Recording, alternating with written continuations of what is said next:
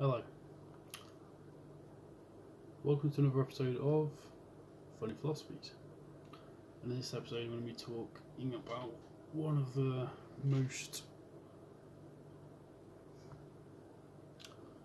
difficult but also beautiful expressions and feelings in the human experience, which is amor, love, which is a transcendent force, I believe, in many respects.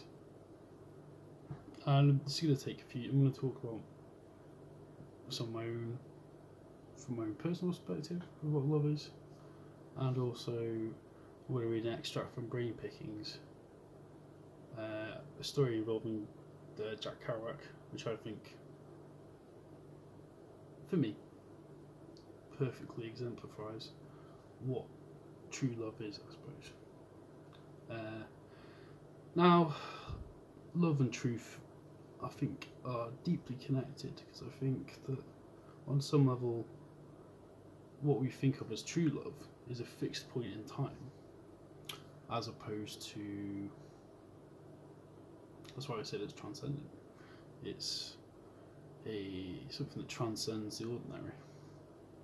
And I realise I have to be a bit quiet because it's a bit late, but I'm going to read this extract anyway, because I think it'll be quite a nice way to start this one off.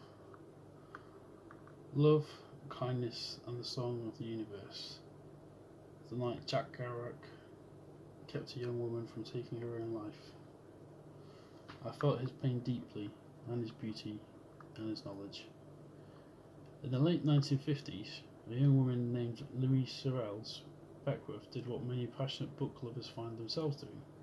She fell in love with an author through his work, not with the writing alone, but with the man. That man was Jack Kerouac, and the book that tipped Louise over the edge of infatuation was his newly published novella, The Subterraneans, a semi-fictional account of a fervid romance.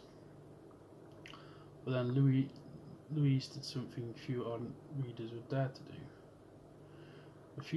A native New Englander then living in California, she moved back to the East Coast, and one fateful afternoon in 1958 mustered a timid brazenness to drive herself to Kerouac's home in Newport, Long Island, hoping to meet him. She pulled up to the house and found him sitting under a tree in his front yard, meditating, a practice he had taken up years earlier as he plunged into Buddhist philosophy. So began a romance that lasted many years. Louise was 23, Jack was 36, and had just published On the Road, the novel that would become a counterculture classic and catapult him into literary celebrity. I had fallen in love with the soul of this man, Louise, the mother of my friend Sebastian Beckworth, whom I know through the wonderful and talented Wendy McNaughton tells me she looks back on the usual and electrifying adventure in love and literature. The relationship continued on and off for years. The on phases were intensely beautiful. The two shared an apartment in New York's Greenwich Village, an epicentre of the era's creative culture, which they relished fully. Louise recounts, "We were drinking lots of wine and dancing and making love and listening to him read. They went to poetry readings together and listened to music and led a life that Louise remembers as pretty fast-paced and exhausting. But it was also incredibly tender. Every time we left the apartment, Jack wrote Louise a sweet note. Writing, indeed, was not only what had brought them together, but what kept them together. During the off phases, they wrote each other letters that sustained their romance, but marriage was never something either of them desired. Jack had already been married and divorced twice. Louise had fallen in love with his writing and respected it as his greatest commitment. She reflects, I felt his pain deeply, and his beauty, and his knowledge, and loved being with him. But I never thought of marrying him. He was a writer, and he had to write. And then Louise lost her mother, with whom she had been incredibly close. Gutted by grief and mired in a thick depression, she went to stay with her father for a while. Late one night, there was a knock at the door. It was Jack, with an enormous reel-to-reel recorder strapped to his back. Already one of the country's most famous writers, he He had been away on a book tour when he received Louise's letter about her mother's death and depression. Terrified that she might commit suicide, he had flown in, walked 5 miles to the other side of town with the giant device, and come to play Louise's song to lift her spirits. This man, in whom the tender and the troubled always coexisted, had recognised in his beloved the wounded part of himself. He had extended to Louise the comforting care he was ultimately unable to grant himself. Louise recounts. As he became more famous, he drank more. It was very sad. Practice kindness all day to everybody and you'll realise you're already in heaven now, Jack himself once wrote.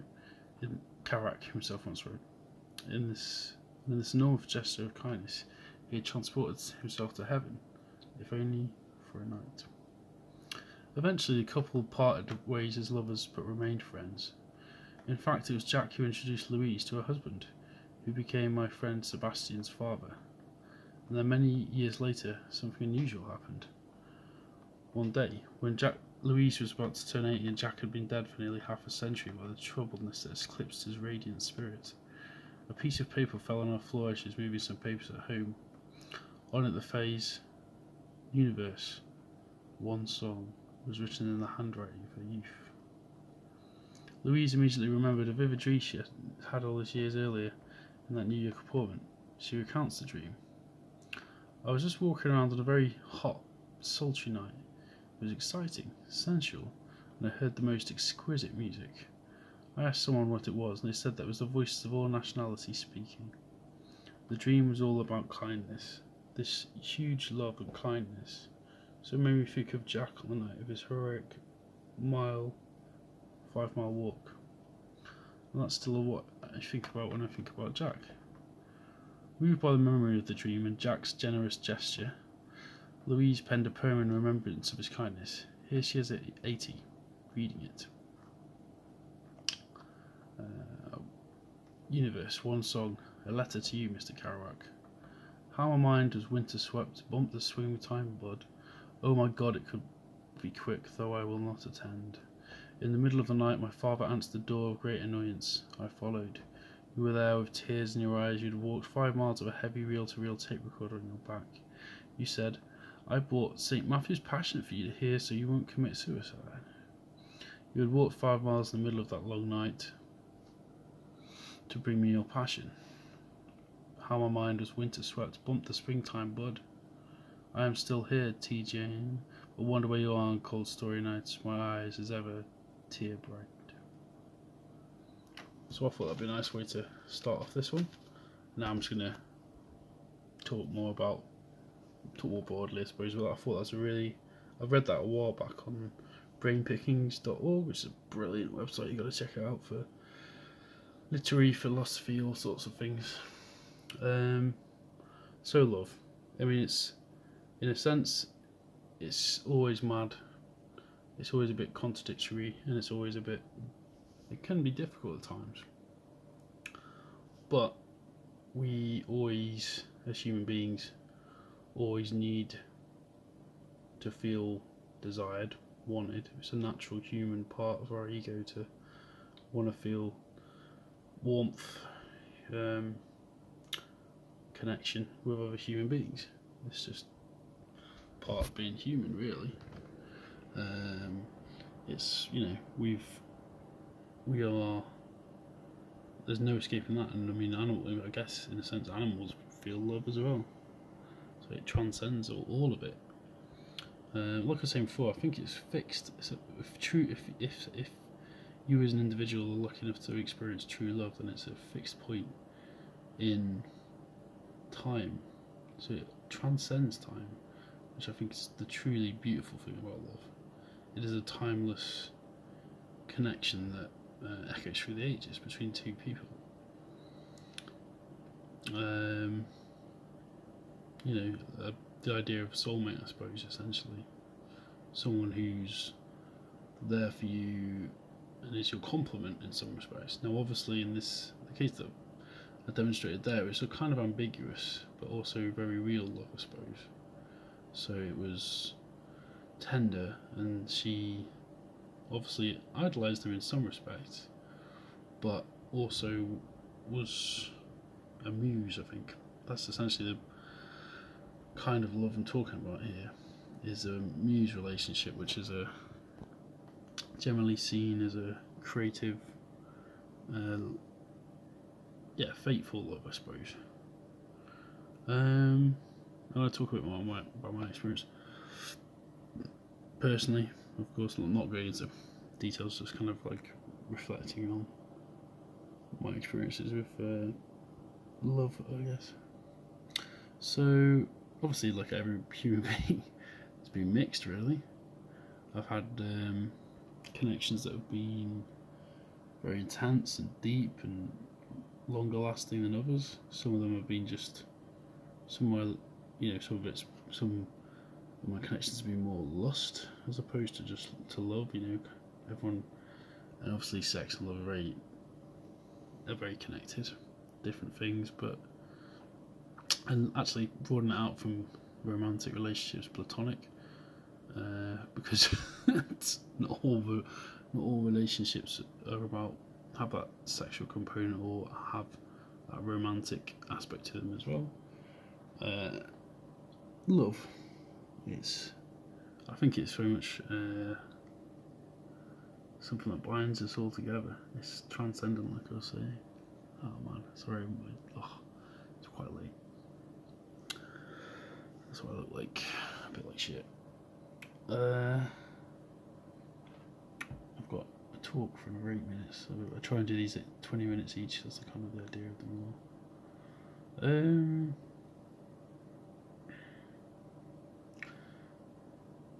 In a sense, it's really hard to talk about love because can it be defined? Really, it's an experience. That's the core of love, is experience, and you only really feel it when you're in it, and it hurts when you fall out of it as well.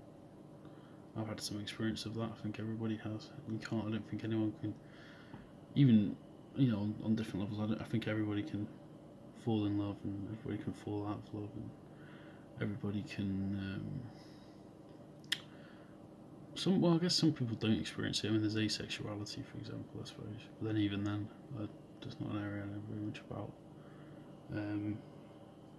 I think asexuals can experience love too. So I've read and heard, I guess, in the ether. I mean, for me personally, love is a deep impulse and connection, really. That's what it's all about for me. Connection of the mind and the body, really, which is a platitude and a kind of generalisation, but that's what it is for me. I tend towards monogamy as well. There is some people are polyamorous, so they don't look for fixed, conventional monogamous relationships. They look for polyamorous, having many lovers at the same time and all the rest of it, which kind of touches upon free love, I suppose. But I don't know, I kind of find some issues with that, because I think, can love ever be free in that sense? Because obviously if you're if you're having sex with multiple people at the same time, then how can that not get complicated? I think really is the only critique I have of that. And there's nothing against polyamorous folks. I think if anything, it's a very difficult love to maintain, but I don't know. I'm an idealist when it comes to love, really. I still I still like the idea of a supportive wing, as it were, as opposed to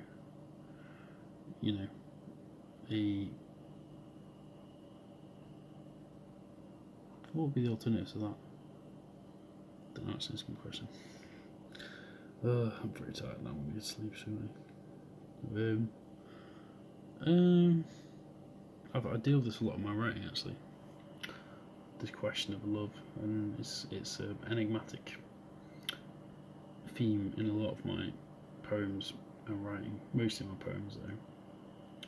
So I will actually, what I'll do, I might as well, while I'm here, and while you're here watching, hopefully up to this point. I do realise it's quite, I can be quite monotone at times.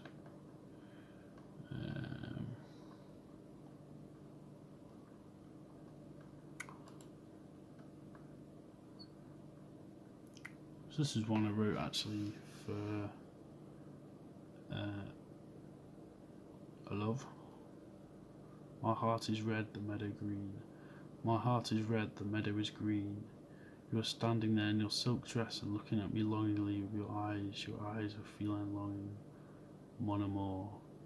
I wish to soothe that longing, wishing to souls above, let me take you in my dreamboat of love. Soothe the ache from the punch I did not deliver. Protect and shelter you in my arms so that I may be one with you in bed forever and ever. Till I'm dead, severed from you, but I'll find my way back to you, even if it comes to that. Soon we'll meet in the flesh, and this ache will subside. Soon I'll hold you and soothe your sadness at mankind's ways. Soon I'll be the man you deserve to. So I'm just going to read a few more poems now because I've got 4 minutes. So it's always difficult reading your own poetry, but that's a poem that's basically about, it's an idealised form of love. It was very much a love of letters, really. Exchanging a lot of words and such, which I think is how most romances start, is intellectual exchange and exchange of language. Love is language in a lot of ways.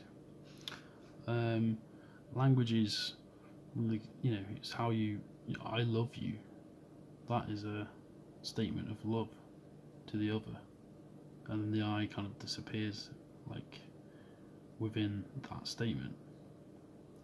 I love you, you love I don't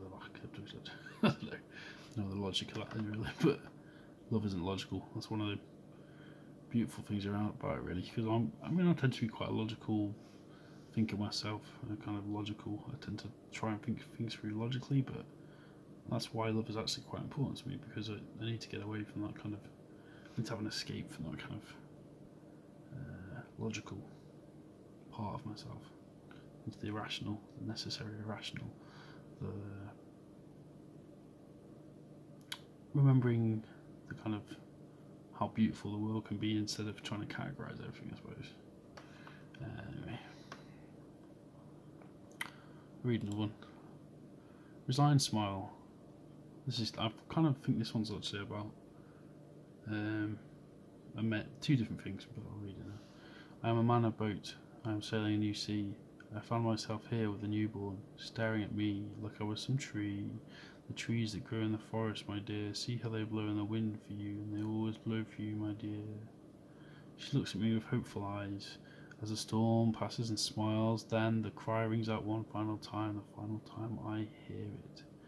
As I pass onto somewhere new, with a silent grin etched upon my face, she is the hope of all our sons, the daughter of reality reborn, to sail in the ocean with her own oars.